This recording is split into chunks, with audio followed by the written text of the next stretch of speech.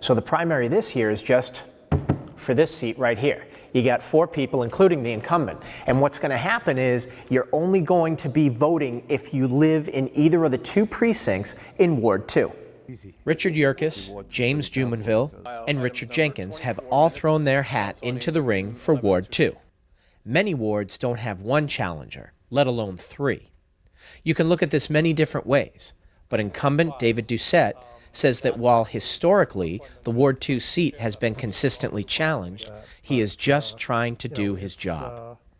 At the end of the day, I am still need to convince the people in my ward that I'm the better choice, and that's what I'm focusing on between now and the primary election.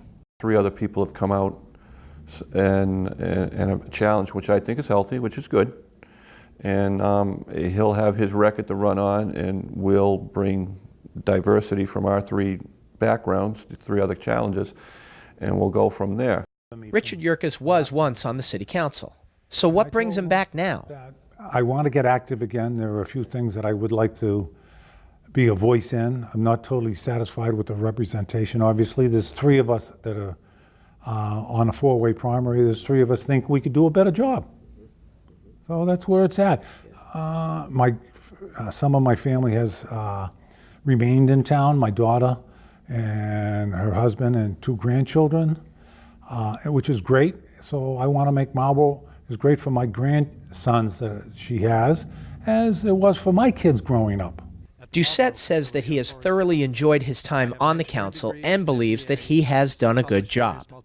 I have both an engineering and business degree, and I think I was able to leverage both of those abilities in reviewing the workings of the city and coming up to speed as far as, how the municipal system works as a business and also as operations, where new construction comes in, it's like, in high school I was doing drafting, and now I'm looking at blueprints of Apex. This is cool. Jumonville is the only candidate of the 4 without prior Marlborough City Council experience. He was, however, a 4-term selectman when he lived in Holden, Massachusetts. So I can hit the ground running. I know budgeting and all the different things between schools and municipality and police, fire. I memean, everything's got to get thrown into the pot and come out with something everybody can live with. So it's not like I'm green or I'm a novice.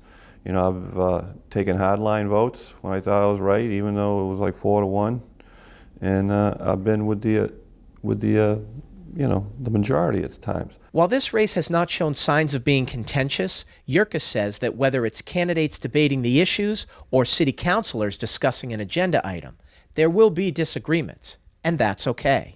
You got to remember, you've got 12 strong personalities there when the mayor comes into the room with 11 councilors. So it's ripe for discussion and debate, and as long as you keep it on that and you don't take it personal, Marlborough's better off. It's now up to you, Ward 2, to decide which 2 candidates move on to battle it out for the November 7th election and which 2 strictly become voters themselves.